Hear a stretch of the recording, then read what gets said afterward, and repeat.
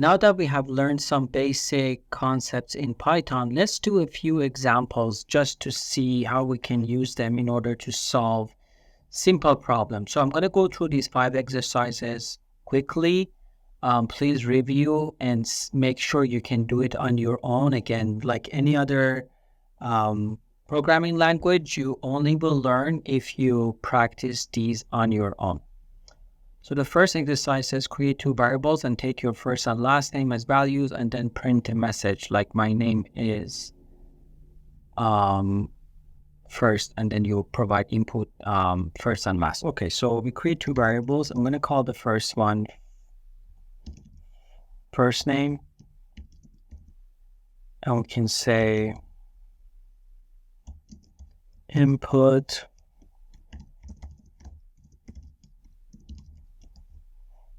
what is your first name. You can create another variable called last name, and just for that one we can say what is your last name.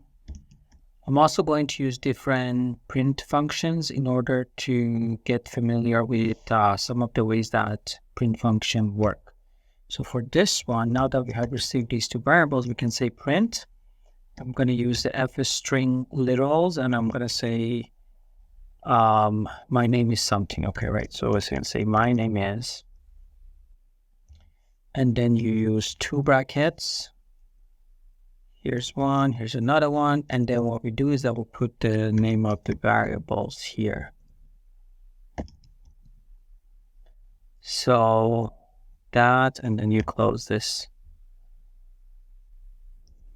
Now let's run this. Let's give it an example. My name is Isaac, last name Wegepi, and it says my name is Isaac Wegepi. You can also print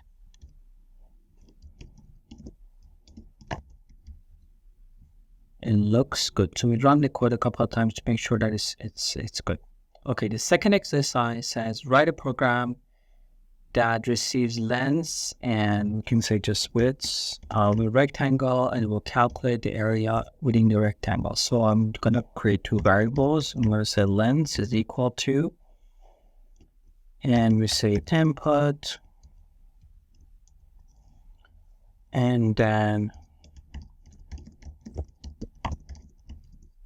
say what is the length of the rectangle, and then we can just create another variable called that one width, and we can just say what's the width of that rectangle, and then in print we can say then print the area of the rectangle is, and then we can just write length time width. Now I'm assuming that I should get an error with this, but let's see. So I can just say 10, and I do get an error. And if we look at the error, we see that we cannot multiply sequence by non-integer of type string. So we have the strings. It looks like the values that came into this variable were in form of string. So what we do is that we turn those into float using float function. You can also use integer function. So we say get those values and turn them into float. And let me run this again. I can say 10, 11, and the area of the rectangle is 110. So that looks good to me. The third program says write a program to convert Fahrenheit to centigrade. Or I can just say, I don't have formulas here, so let me just rewrite this exercise. Let's just convert the variables from Celsius to Fahrenheit. I can just capitalize this one, and we have formula. So to convert a Celsius to Fahrenheit, we use this formula of Celsius times 1.8 plus 32. So again, first thing we need to do is to create 2 variables. I'm just going to say cell is equal to float. I can just copy this and then change the clause in here. So we say float input, what is the temperature you have in mind in Fahrenheit? Celsius to Fahrenheit. So we're saying, what's the temperature in Celsius? So we get that value and we assign it to value cell. And then we can say Fahrenheit is equal to Celsius times 1.8 plus 32. Now, I mentioned that there's mathematical precedence. So in this case, this will run okay because multiplying numbers will precede the addition. But again, just to make it easier, I'm just going to put parentheses to make sure I'm doing this right. And then we say print.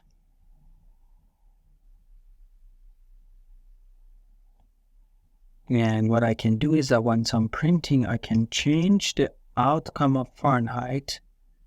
And we can say string Celsius degree Celsius is equal to, and then we can close this plus,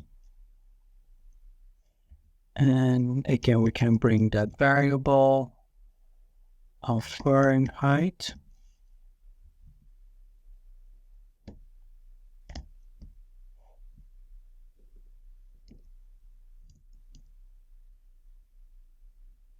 I'm just going to copy paste this because I believe I have a typo in here.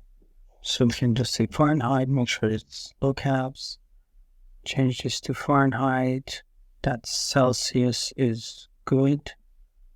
And I'm just going to call that Celsius 2 to make it easier to understand. Celsius, okay, so now the problem here is I need to separate these clauses because we have a string and we're adding that to another string, or we're adding it to another string. So we want to say a degree in Celsius is equal to that degree in Fahrenheit.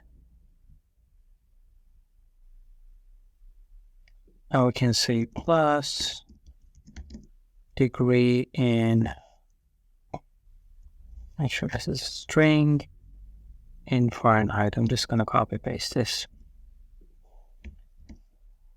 Close that, look at the code, let's write and see if we get any syntax error. So what's the temperature in Celsius? I'm just going to say 0. And I get a type error and it says the name cell is not defined. So I was supposed to change this, all of this to Celsius. So make sure it's all consistent. Say 0 degrees. I would say 0 degrees Celsius is equal to 32 degrees in Fahrenheit. That looks like it is what you're looking for. Again, if you're looking for better formatting, you can just make some sense. Okay, what about 10 degrees of Celsius? That's equal to 50 degrees in Fahrenheit. So that looks like it's working okay too. All right, so the first program is write a program to compute an average of 3 numbers.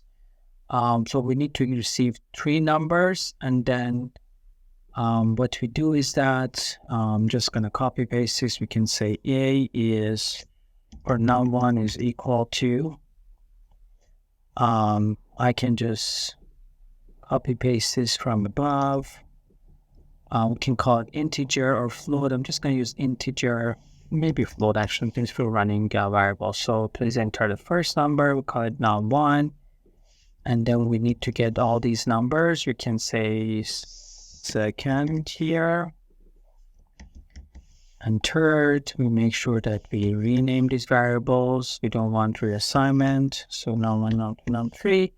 And then we basically write a formula. We say the average is equal to num1 plus num2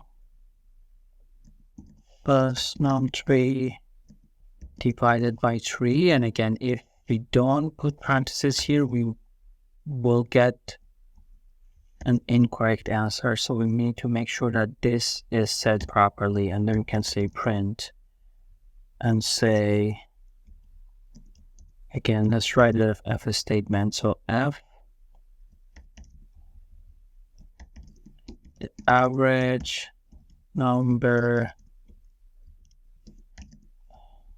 for, and here we can bring those three. I'm going to say open 3 of these brackets and then put these variable names in it. So for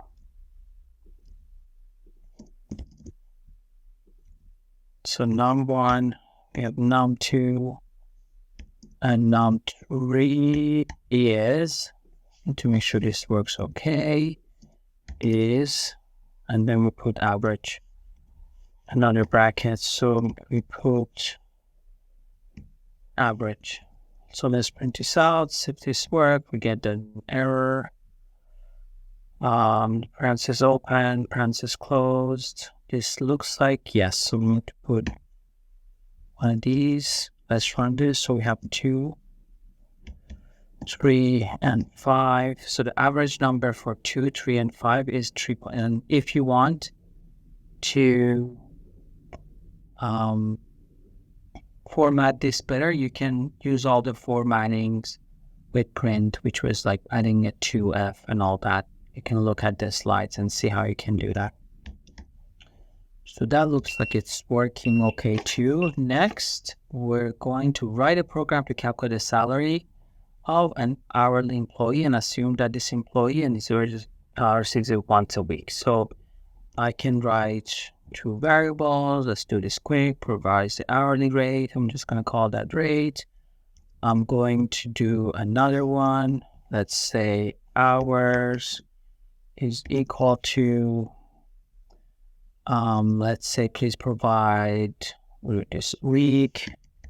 So the number of hours, and then once that's calculated, we can say print.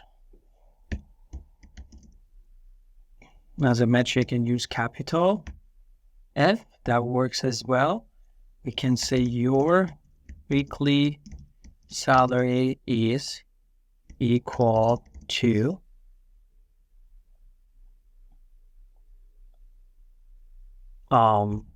we can either use float here, or we can turn it, the numbers into float within our calculation. I'm just gonna say float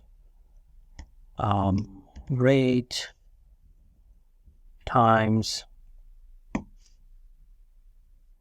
float hours. Let's check our code. We have open, closed, your weekly salary is equal to, then close one of these. That must work. Okay, so let's run our code. I can just rerun this Jupyter Notebook, remove all the errors and everything. Okay, so let's try this one.